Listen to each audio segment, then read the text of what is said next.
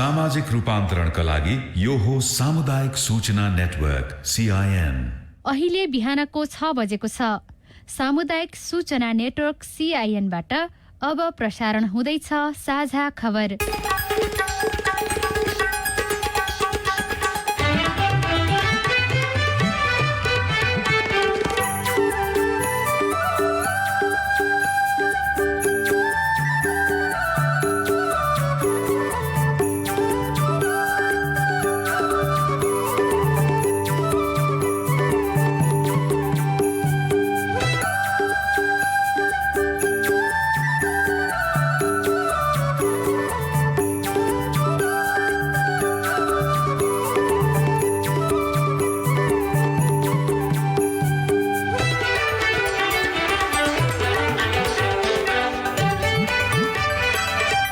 शुभ प्रभात। यो CIN को साझा खबर हो। स्नेहा कौडासँगै लील प्रकाश चन्दको तपाईलाई स्वागत छ। सामुदायिक रेडियोबाट देशैभरि एकैसाथ प्रसारण भइरहेको साझा खबर CINखबर.com र मोबाइल एप CIN-बाट पनि सुन्न सकिन्छ।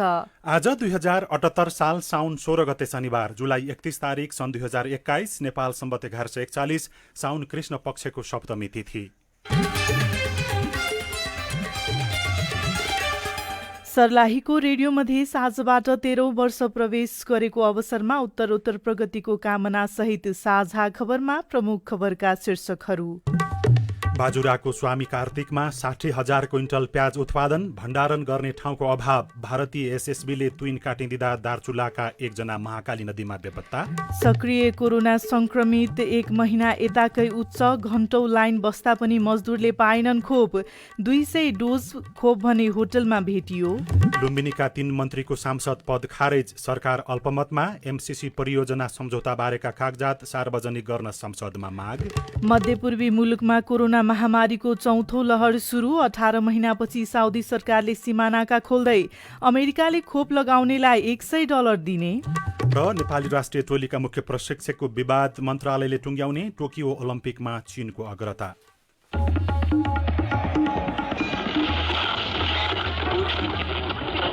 सयौं रेडियो, हजारौं रेडियो कर्मी र करोडौं नेपालीको माझमा यो हो सामुदायिक सूचना नेटवर्क CIN। खबरको सबैभन्दा सुरुमा बाजुराको स्वामी कार्तिकमा 60,000 क्विन्टल प्याज उत्पादन भएको तर भण्डारण गर्ने ठाउँको अभाव भएको प्रसङ्ग।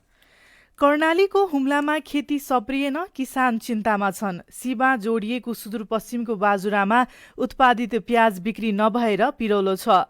स्वामी कार्तिक खापर गाउँपालिकामा उत्पादन भएको प्याजले बजार पाएको छैन।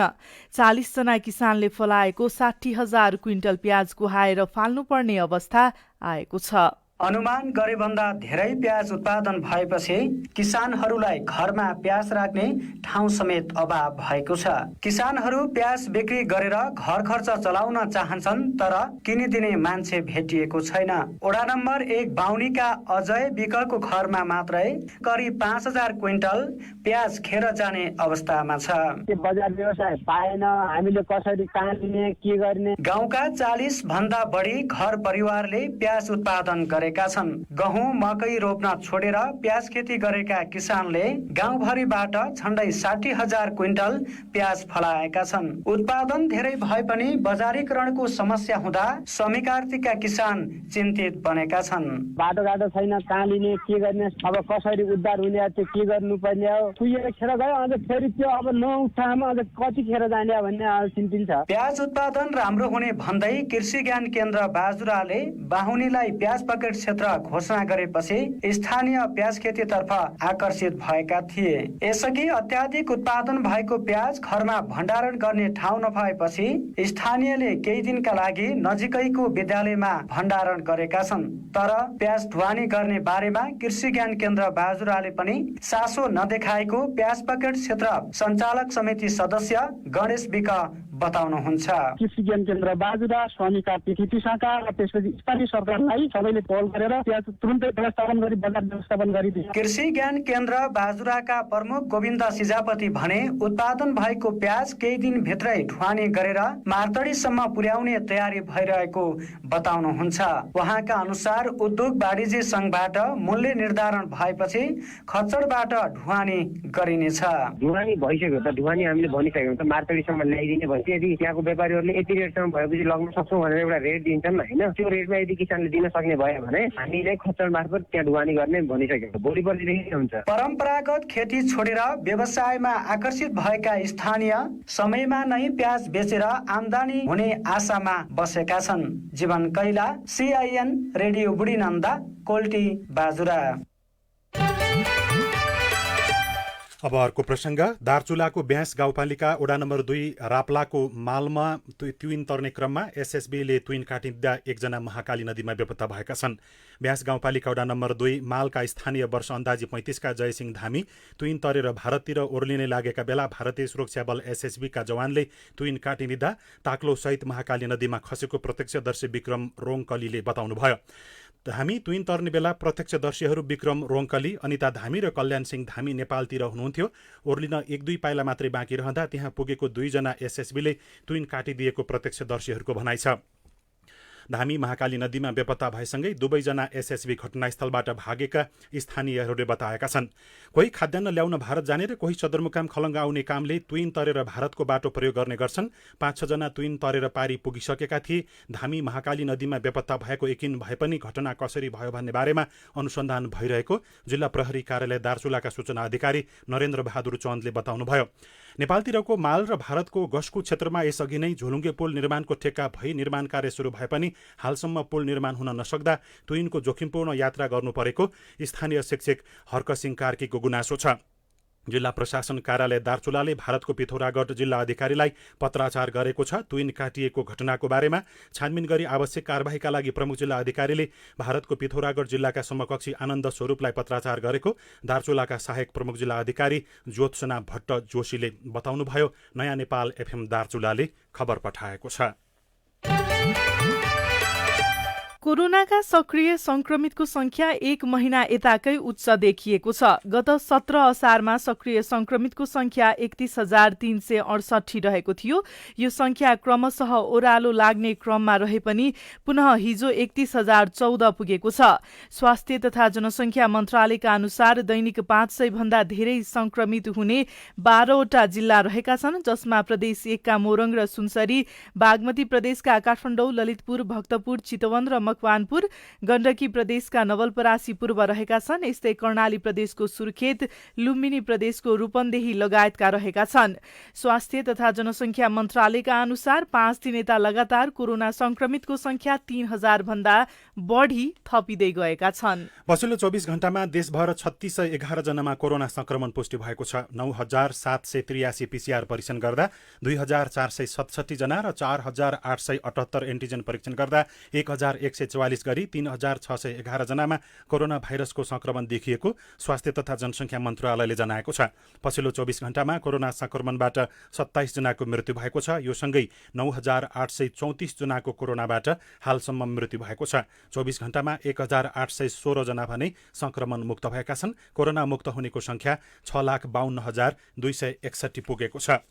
पूर्व निर्धारित सूची अनुसार बिर्तामोड नगरपालिका क्षेत्रका यातायात मजदुरले शुक्रबार हिजो खोप लगाउने पालो थियो। सयौंको संख्यामा पुगेका उनीहरू स्थानीय देवी मावि खोप केन्द्रमा चर्को घाममुनि बिहानैदेखि लाइनमा उभिएका थिए। तर दिनभर लाइनमा बसेपछि पनि नगरपालिकाले खोप नभएको भन्दै उनीहरूलाई त्यसै फिर्ता पठाइदियो। तर कर्मचारीले 200 डोज खोप होटलमा लुकाएको पाइएको छ। अब राजनीतिक प्रसङ्ग। लुम्बिनी प्रदेशका 3 मन्त्रीको सांसद पद गुमेको छ। जनता समाजवादी पार्टीबाट निर्वाचित सन्तोष कुमार पाण्डे, विजय बहादुर यादव र कल्पना पाण्डे प्रदेशसभा सदस्यबाट हिजो पद मुक्त भएका छन्। सन्तोष कुमार रूपन्देही र विजय बहादुर बाँकेबाट प्रत्यक्ष तथा कल्पना अर्घाखाँचीबाट समानुपातिक सांसद बनेका थिए। उनीहरू पदमुक्त भएसँगै शङ्कर पोखरेल नेतृत्वको सरकार अल्पमतमा परेको छ। पार्टीको नीति विपरीत सरकार बहिष्कारमा सहभागी भएको भन्दै उनीहरूलाई गत मंगलबार जसपाको केन्द्रीय कार्यकारिणी समितिले पार्टीबाट निष्कासन गरेको थियो। नेपाली कांग्रेसको हिजो बसेको शीर्ष तहका नेताहरूको बैठकले विवादित क्रियाशील सदस्यता टुङ्ग्याउनका लागि नयाँ मापदण्ड बनाउने सहमति गरेको छ। कांग्रेस सभापति शेरबहादुर देउबाको निवास बुढा नीलकण्ठमा भएको छलफलमा विवादित विषय टुङ्ग्याउन नयाँ मापदण्ड बनाउने सहमति भएको नेता प्रकाश शरण महतले सीआईएनसँग बताउनुभयो। छानबिन समितिले प्रवेश नै नगरी नेतृत्व तहमा बुझाएको 70 र 12बाट आएको क्रियाशील सदस्यताका सन्दर्भमा नयाँ मापदण्ड बनाइने भएको छ। यसैबीच मिलेनियम च्यालेन्ज कर्पोरेसन एमसीसी बारेको बहस संसदमा प्रवेश गरेको छ। हिजो संसदको विशेष समय लिएर बोल्दै नेकपा एमालेका सांसद भीम रावलले एमसीसी नेपालको हितमा नभएको टिप्पणी गर्नुभयो।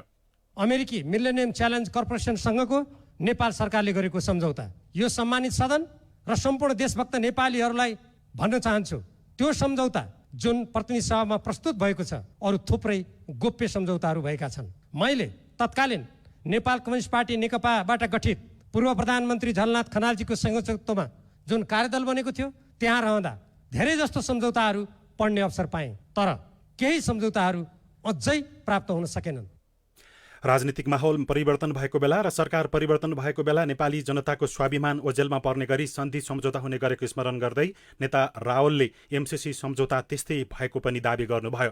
रावलले लगतै बोल्दै कांग्रेस सांसद प्रदीप गिरीले विदेश नीतिका बारेमा राजनीतिक दलहरूले साझा अवधारणा बनाउनु पर्ने बताउनुभयो। जबसम्म मुलुकका सरोकारवालाहरू, मुलुकका सबै दलहरू र साझा विदेश नीतिका प्रति प्रतिबद्ध हुँदैनन्, हामीहरूमध्ये प्रत्येकले एकअर्कालाई तल देखाएर उँचा देखाएर मुखको तितो मात्रै पोख्छौँ। पहिले हामी साझा दृष्टिकोण बनाऊ, भारतका प्रति, चीनका प्रति, अमेरिकाको प्रति, अनि कुन सन्धि खारेज गर्ने, कुन नगर्ने, कुन नराख्ने गरौँला।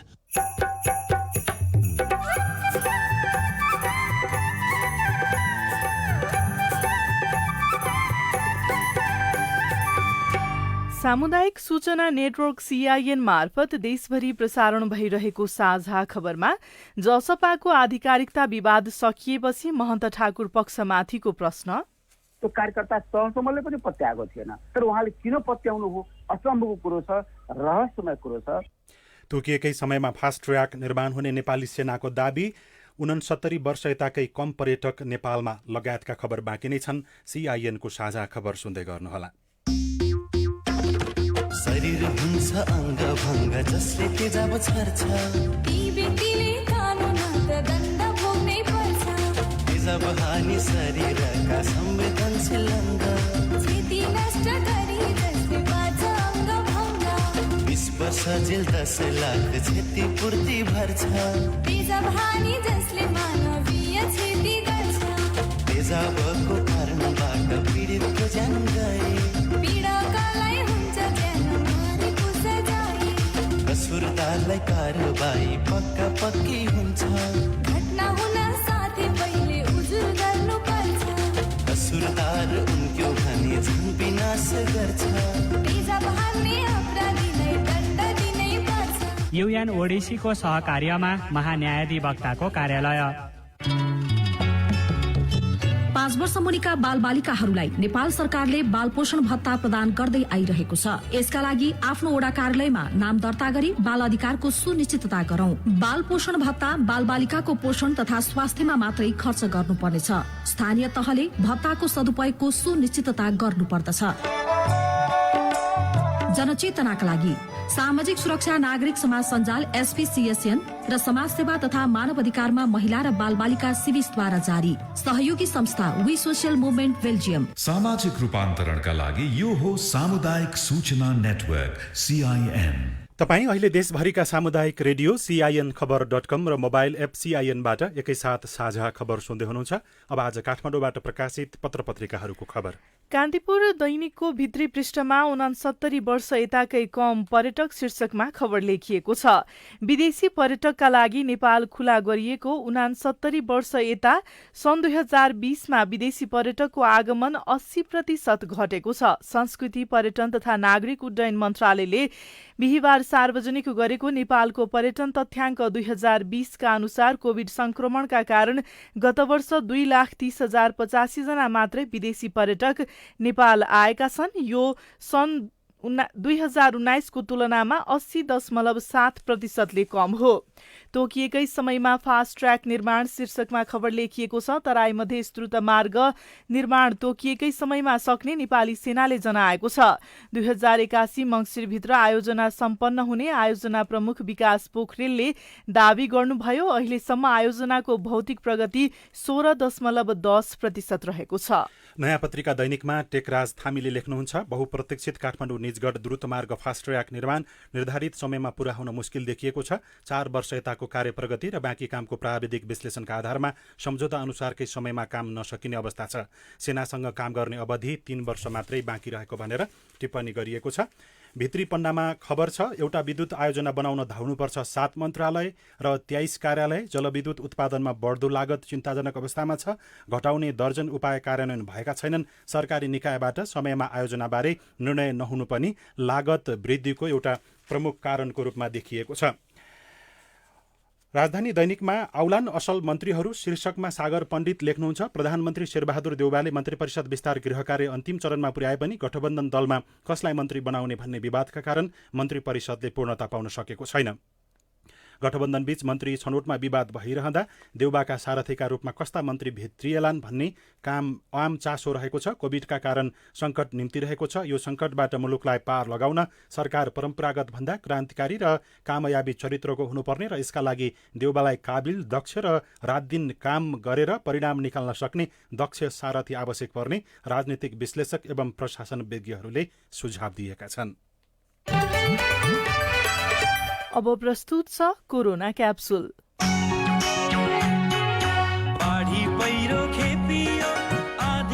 कोरोनाको यो 75औं क्याप्सुल हो। आजको क्याप्सुलमा 3वटा डोजहरू छन्। आजका डोजहरू कोरोनाका पटक पटक आउने लहर चिन्न र त्यसबाट बच्न जानकारी दिने उद्देश्यले तयार पारिएका छन्। कोरोना क्याप्सुलका आजका डोजहरू दिँदै हुनुहुन्छ संक्रामक रोग विशेषज्ञ डाक्टर शेरबहादुर पुन।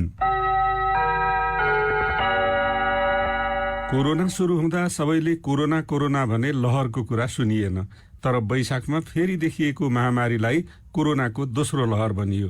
हिजो आज सबै मान्छे कोरोनाको तेस्रो लहरको कुरा गर्छन्। अहिलेसम्मको कुरा सुन्दा लाग्छ केही महिनापछि कोरोनाको चौथो लहर पनि आउनेछ। तर कोरोनाको लहर भनेको के हो र कोरोनाको लहर कसरी छुट्याइन्छ? सुनौ कोरोना क्याप्सुलको पहिलो डोज।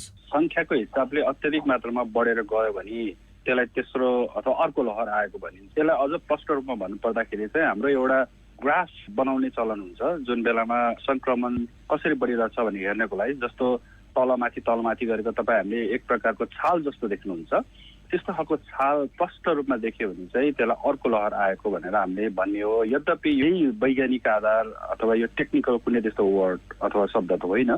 स्थिर थियो केही दिनदेखि, अलिकति माथि यसले केही सङ्ख्या बढेको देखिन्छ, तर यो अर्को लहरै हो भनेर त भन्न नसके तापनि यो पनि भन्न सकिँदैन कि यो हुँदै होइन तेस्रो लहरको सुरुवाती भनेर। किन भन्दाखेरि यही बिचमा चाहिँ कुनै भेरिएन्ट अफ कन्सर्न क्याटेगोरीमा पर्ने खालको कुनै नयाँ भेरिएन्ट नेपालमै भएको अथवा बाहिर कतैबाट आएको रहेछ भन्यो भने चाहिँ त्यहाँनिर यसले चाहिँ यो पिकअप लिने चाहिँ सम्भावना अत्यधिक बढेर जान्छ। त्यसको मतलब चाहिँ तेस्रो लहरको सम्भावना हुने चाहिँ त्यो आधारमा चाहिँ मैले देख्दछु। कोरोनाको तेस्रो लहरको कुरासँगै यसले बालबालिकालाई प्रभाव पार्छ भन्ने कुरा पनि व्यापक छ।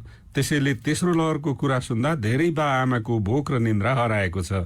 कोरोनाको तेस्रो लहरले बालबालिकालाई पिर्छ भन्ने अनुमानको आधार के हो त भन्ने विषयमा सुनौ कोरोना क्याप्सुलको दोस्रो डोज।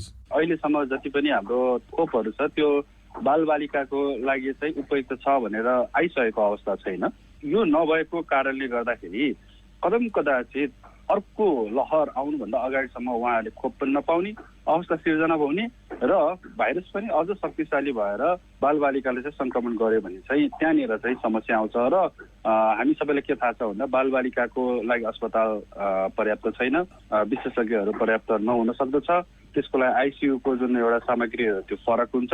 र महत्त्वपूर्ण कुरो भनेको चाहिँ पहिलो र दोस्रो लहरमा चाहिँ बालरोग विशेषज्ञहरूले जति वयस्क र ठुलो संक्रमित बिरामीहरूको उपचार गरेका डाक्टरहरूको तुलनात्मक रूपमा चाहिँ अझ अनुभवहरू बटुल्नु बाँकी छ। त्यसले गर्दाखेरि पनि के गर्ने कसो गर्ने भन्ने कुराहरूमा त्यहाँ समस्या आउन सक्ने सम्भावना रहन्छ। कोरोनाको संक्रमणबाट जोगिने सबैभन्दा प्रभावकारी उपाय हो भिडभाडमा नजाने र कम्तीमा पनि 2 मिटरको दूरी कायम गर्ने। स्वास्थ्य मन्त्रालय संक्रमण विज्ञ तथा स्वास्थ्य कर्मीले भीड़भाड़ नगर्नु र भीड़भाड़मा नजानु भने पनि स्वास्थ्य मन्त्रालय माताहतका खोप केन्द्रमा खोप लगाउनेको र अस्पतालमा खोप प्रमाणित गर्नेहरूको भीड़भाड़ छ।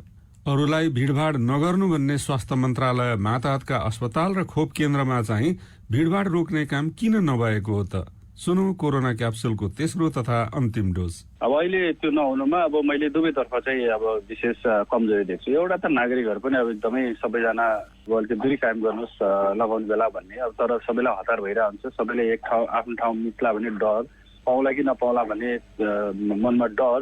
अब यसको लागि हुन त अब जनशक्तिहरू कम होला, र त्यसको लागि चाहिँ जब खोप अभियान सुरु गर्ने भन्ने जो योजना बनिन्छ तब चाहिँ यस्ता कुराहरू चाहिँ सम्बन्धित निकायले पहिले नै योजना बनाएर गर्नुपर्छ, ताकि खोप लगाउने ठाउँहरूलाई पनि सहज वातावरण सिर्जना होस्। सीमा क्षेत्रका धेरै मानिस हिजो आज खोप लगाउन भारत जाने गरेको र कोरोनाको खोपको नाममा ठगिने गरेको खबर कानमा बाक्लै गरी पर्न थालेका छन्। कोरोनाको भनेर दिइने खोप कोरोनाको नहुन सक्छ, त्यसैले सरकारले तोकेका स्थानमा बाहेक जथाभावी खोप लगाएर आफ्नो स्वास्थ्यमाथि आफै खेलवाड नगर्नुहोला। आजको कोरोना क्याप्सुलका जानकारीमूलक डोजहरूका लागि संक्रामक रोग विशेषज्ञ डाक्टर शेरबहादुर पुनलाई धन्यवाद र कोरोना क्याप्सुल सुन्नु भएकोमा तपाईलाई पनि धन्यवाद। लौ त कोरोनाको अर्को क्याप्सुलमा फेरि भेटौँला। साझा खबरमा अब विदेशको खबर। अमेरिकामा संक्रमण फैलिने क्रम चलिरहे पनि खोप लगाउने दर भने कम भएको छ। खोप लगाउनेको संख्या बढाउन अमेरिकाले नयाँ रणनीति लागू गर्न लागेको छ। सरकारले निर्देशिका जारी गर्दै खोप लगाउने व्यक्तिलाई प्रति व्यक्ति $100 दिने घोषणा गरेको छ। विश्व स्वास्थ्य संगठनले मध्यपूर्वी मुलुकमा कोरोना महामारीको चौथो लहर शुरू भएको बताएको छ। डेल्टा भेरिएन्टको संक्रमण तीव्र गतिमा फैलिन थालेकाले मध्यपूर्वी मुलुकमा चौथो लहर शुरू भएको बताइएको हो। संगठनले पहिलो पटक भारतमा फेला परेको डेल्टा मध्यपूर्वमा रहेको 22 मध्ये 15 मुलुकमा फैलिसकेको पनि जानकारी दिएको छ। र साउदी अरब सरकारले 18 महिनापछि आफ्नो सीमा पर्यटकका लागि खुला गर्ने भएको छ। कोरोना महामारीको जोखिमलाई रोक्नका लागि साउदी सरकारले सीमा बन्द गरेको थियो। अब खेल खबर। अखिल नेपाल फुटबल संघ एन्फाले राष्ट्रिय फुटबल टोलीका मुख्य प्रशिक्षक अब्दुल्लाह अल मुताइरी र वरिष्ठ उपाध्यक्ष पंकज नेमवाङ बीचको विवाद समाधानका लागि युवा तथा खेलकुद मन्त्रालय समक्ष छानबिन गर्ने अनुरोध गरेको छ। र जापानमा जारी टोकियो ओलम्पिकमा चीनले अग्रता बनाएको छ। हालसम्मको अवस्थामा चीनले 19 स्वर्ण हात पारेको छ। चीन 19 स्वर्ण, 10 काँस्य र 11 रजत पदक सहित 40 पदकका साथ तालिकाको शीर्ष स्थानमा रहेको छ भने जापान 17 स्वर्ण सहित दोस्रो स्थानमा रहेको छ भने अमेरिका 14 स्वर्णका साथ तालिकाको तेस्रो स्थानमा रहेको छ। मधेसमा आगामी चुनाव र मधेसवादी दलहरूको लाभ लिने प्रतिस्पर्धा, रेडियो कुराकानी, स्वस्थ जीवनशैली सम्बन्धी सन्देश, अरू खबर र कार्टुन पनि बाँकी नै छ। CIN को साझा खबर सुन्दै गर्नुहोला। ओहो, यो हर्केदालाई चिनी कम हाल्नु भनेको बढी पो हाल्नु भएछ नि। है ठुलो भाइ, यो चेस खेलमा चाहिँ मैले हात्ती सारे है। यतिका वर्षदेखि मसँग खेल्दै हुनुहुन्छ, अझै सिक्नु भएन तपाईले? तपाईँको घोडा चाहिँ झ्याप पार्यो है। अनि राजालाई चेक। ल छोड, म खेल्छु ठुलो भाइसँग। पहिला मास्क लाएर आइज जा। ए ठुलो भए पनि कोरोनाको भ्याक्सिन आएको थाहा छैन? भ्याक्सिन आएर लाइ पनि सके। ओहो केटा, भ्याक्सिन लाए पनि नलाए पनि अहिलेसम्म कोभिडको खतरा टर्या छैन। त्यही भएर छिनछिनमा साबुन पानीले मजाले हात धुने, सेनिटाइजर प्रयोग गर्ने, भौतिक र सामाजिक दूरी कायम गर्ने, मास्क प्रयोग गर्ने, बिना अर्थ भिडभाड नगर्ने जस्ता जनस्वास्थ्यका मापदण्ड पालना गर्ने, यतिका समयसम्म सुरक्षित रहियो। अहिले आएर लाग्यो भने यसलाई पनि जित्नुपर्छ। अनि कोरोना भाइरस संक्रमणको जोखिम अझै कायम नै रहेको र भविष्यमा पनि यसको जोखिम रहने संकेत देखिएको हुँदा कोभिड-19 को रोकथामको लागि जनस्वास्थ्यको मापदण्ड पालना गरी सुरक्षित रहौं। राष्ट्रिय बाल अधिकार परिषदद्वारा प्रमाणित सुरक्षाका लागि साथ परियोजना मार्फत शक्ति समूहद्वारा जनहितमा जारी सन्देश।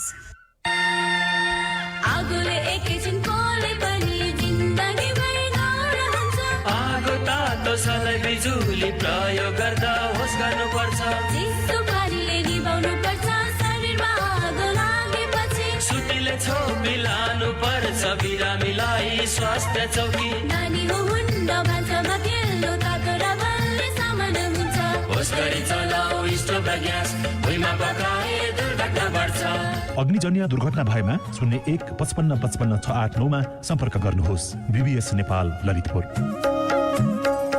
सामाजिक रूपान्तरणका लागि यो हो सामुदायिक सूचना नेटवर्क CIN। साझा खबरमा अब जसपाको आधिकारिकता पछिको राजनीतिक परिदृश्य।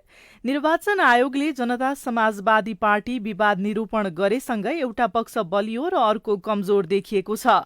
पार्टी विहीन बनेको महन्त ठाकुर पक्ष अदालत समेत गइसकेको छ।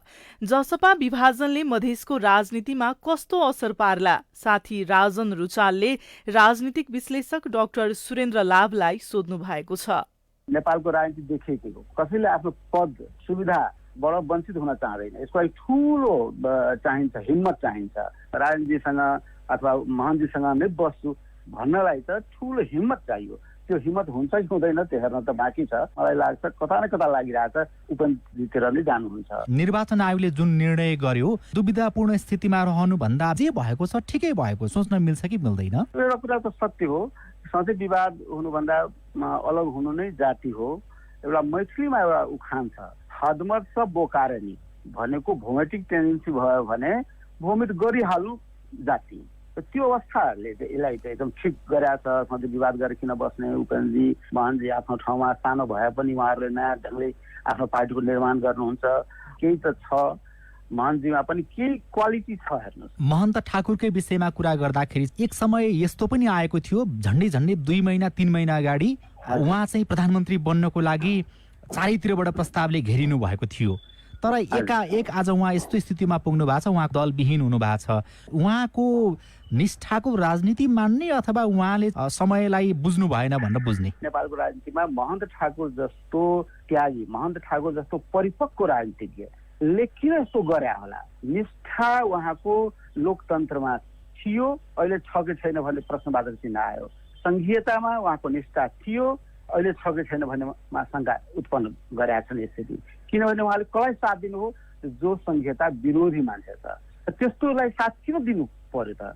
रातारात ओलीजीमा परिवर्तन आयो, अब मधेस मुद्दाले उहाँले सम्बोधन गर्नुहुन्छ। त्यो कार्यकर्ता तहसम्मले पनि पत्याएको थिएन, तर उहाँले किन पत्याउनु हो? तपाईले सुरुमा भने जस्तै गरी मधेसको राजनीति अहिले तरल अवस्थामा पुगेको यदि हो भनेदेखि 1.5 वर्ष पछाडि तिनै तहको चुनाव अब हुँदैछ। त्यो चुनावमा मधेस केन्द्रित दलहरूलाई कस्तो खालको प्रभाव पर्ला? यो नेकपा भित्रको विवादले गर्दाखेरि एउटा प्रश्न के थियो भने दुईटा पार्टीले त्यसबाट लाभ लिन्छ, डिभिडेन्ड लिन्छ। एउटा थियो नेपाली काङ्ग्रेस, अर्को थियो जसपा। अब जसपा विभाजित हो, नेपाली काङ्ग्रेसले यसको डिभिडेन्ड लिन्छ। जति डिभिडेन्ड लिनुपर्ने जसपा त्यति लिँदैन, प्रश्न छ। र खास गरेर महन्त ठाकुरजी र राजेन्द्र महतोजीको गुट भन्नुहोस्, त्यो गुट अब कति ठुलो हुन्छ हुँदैन ठेगान छैन जनस्तरमा पनि। तर त्यो लाभ लिन चुकेकै हो, धेरै लाभ लिन सक्नुहुन्न। अब केही खबर संक्षेपमा। भारतीय सीमा सुरक्षा बल एसएसबीले तुइनको डोरी निकालिदिँदा एक नेपाली नागरिक नदीमा खसेको घटनाबारे छानबिन गर्न सरकारले समिति बनाएको छ। समितिमा गृह मन्त्रालयका प्रवक्ता, नेपाल प्रहरीका सुदूरपश्चिम प्रहरी प्रमुख डीआईजी र दार्चुलाका सहायक प्रमुख जिल्ला अधिकारी सदस्य रहेका छन्। र गण्डकी प्रदेशका सबै स्थानीय तहले चालु आर्थिक वर्ष 2078-79 को बजेट गाउँ नगरसभाबाट पारित गरी कार्यान्वयनमा लगेका छन्। गण्डकीका 11 जिल्लाका 85वटै स्थानीय तहले चालु आर्थिक वर्षको सुरुवातमै बजेट पारित गरी कार्यान्वयनमा लगेका हुन्। यो सँगै हामी साझा खबरको अन्त्यमा आइपुगेका छौं। सामुदायिक रेडियो प्रसारक संघद्वारा सञ्चालित CIN को बिहान 6 बजेको साझा खबर सक्नु अघि तपाईको स्वस्थ जीवनशैलीसँग जोडिएको एउटा सन्देश पक्षघात हुन नदिन के कुरामा ध्यान दिने?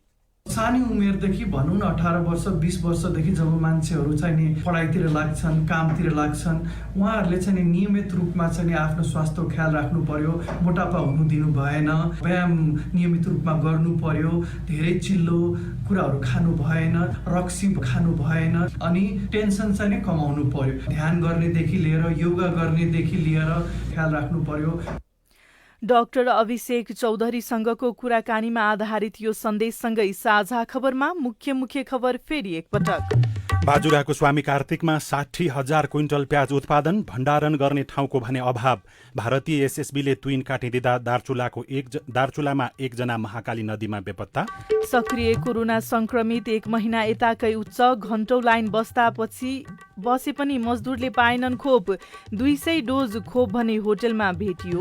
लुम्बिनीका 3 मन्त्रीको सांसद पद खारेज, सरकार अल्पमतमा। एमसीसी परियोजना सम्झौता बारेका कागजात सार्वजनिक गर्न संसदमा माग। मध्य मध्यपूर्वी मुलुकमा कोरोना महामारीको चौथो लहर सुरु। 18 महिनापछि साउदी सरकारले सिमानाका खोल्दै अमेरिकाले खोप लगाउनेलाई $100 दिने र नेपाली राष्ट्रिय टोलीका मुख्य प्रशिक्षक बारेको विवाद टुङ्ग्याउन खेलकुद मन्त्रालयलाई आग्रह। साझा खबरको अन्त्यमा कार्टुन हामीले राजधानी दैनिकबाट कुरै शीर्षकमा उत्तम नेपालले बनाउनु भएको कार्टुनलाई लिएका छौँ। यहाँ व्यङ्ग्य गर्न खोजिएको छ। होटेल जति अहिले कोरोना विरुद्धको खोप जति होटेलमा भेटिन थालेको छ, सर्वसाधारण नागरिकले खोप पाइराखेका छैनन्। यहाँ एकजना ठूलो भुँडी भएका चस्मा लगाएका व्यक्तिले टेलिफोनमा केही कुराकानी गर्दैछन्। ती व्यक्तिले पक्कै पनि व्यापारी र ठूला बडाको खोपको बारेमा कुराकानी गरिराखेको जस्तो देखाइएको छ। तल चाहिँ यस्तो लेखिएको छ, कोही जनताले चिन्ता लिनु पर्दैन है, अर्बपति नेता र व्यापारीहरूको उपचारको जिम्मा सरकारले लिन्छ। हवस् त, प्राविधिक साथी सुभाष पन्तलाई धन्यवाद। अहिलेलाई लील प्रकाश चन्द्र स्नेहा कर्ण विदा भयौँ। तपाईँको आजको दिन शुभ होस्। नमस्कार। यसपछि देशभरिका सामुदायिक रेडियोबाट कार्यक्रम सोधी खोजी प्रसारण हुनेछ। सुन्ने प्रयास गर्नुहोला।